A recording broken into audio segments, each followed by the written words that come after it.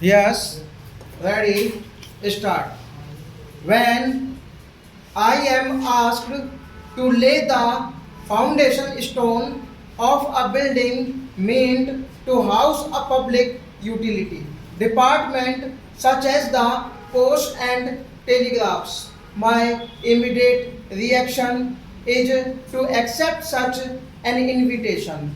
On such occasions, I feel happy, partly because they provide me an opportunity of studying and familiarizing myself with the systematic growth and development of a government department over many past years, and partly because such an occasion is symbolic of the real progress of the department in question.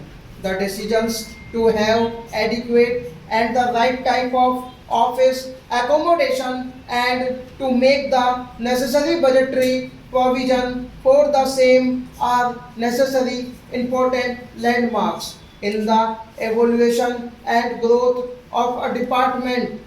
When we think of the Post and Telegraphs Department, a whole host of ideas and past associations rush up and jostle for expression. After the Indian Railways, it is the largest public utility service of the government. In point of time, the postal and telegraph service may be described as the first nationalized undertaking of the government because it was as long back as 1837 that the government assumed the sole right of conveyance of mail and made the establishment of post offices within the East India Company's territories necessary. Before that year some kind of private postal system was in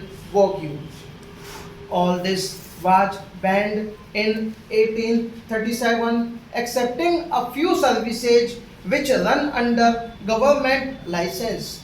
As the company's territories extended to cover the rest of the country, the whole of India came within the gamut of government's postal service. The introduction of the railways in 1853 put the conveyance of mail on a proper footing. In fact, it marked the end of one epoch in the postal history of India and the beginning of another. As I said, the Post and Telegraphs Department is the second largest public utility service of the government where the common man is concerned. No other governmental activity functions as immediately and as extensively as this department.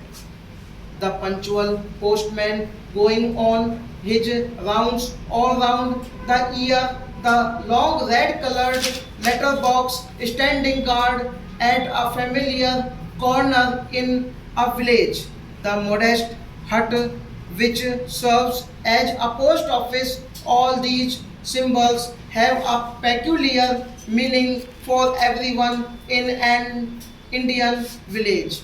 From the earliest times, postal service has been the most obvious governmental activity in India. The functions of the post and telegraphs department are many and varied. Apart from its primary responsibility of providing channels for communication by road, rail, air, steamer, or by the installation of telegraph offices and telephone exchanges.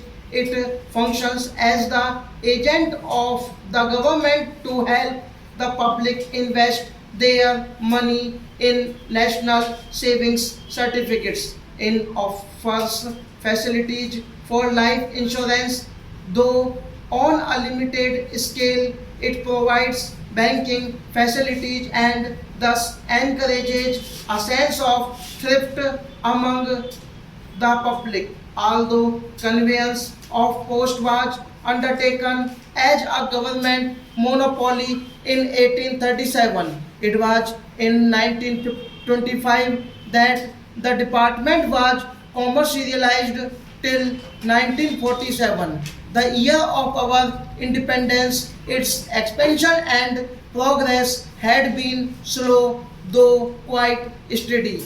I am glad to say that since independence, the department has taken long strides in its determination to provide each village with proper communication facilities. Over 25,000 post offices have been opened since August 1947 as compared with 20,240 which were already in existence. In undivided India, this increase in the number of post offices stupendous as it is gives, I believe, an idea of the progress that the Post and Telegraphs Department has made during the largest 7 years. At present, every village with a population of 2,000 or more has been provided with a post office. No wonder that the number of letter boxes has also gone up by about 130% about from this quantitative expansion. In all directions, a good deal of progress has also been made in reducing the time lag and otherwise improving the general service for the benefit of the public. Whenever an occasion for a general review of national progress during the years of freedom has arisen, I have heard our telecommunication services being mentioned prominently.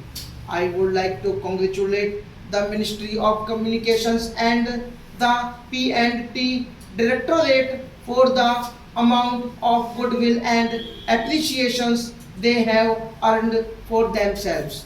The all UP Air Mail schemes constituting as it does a unique landmark in the history of mail communications in India.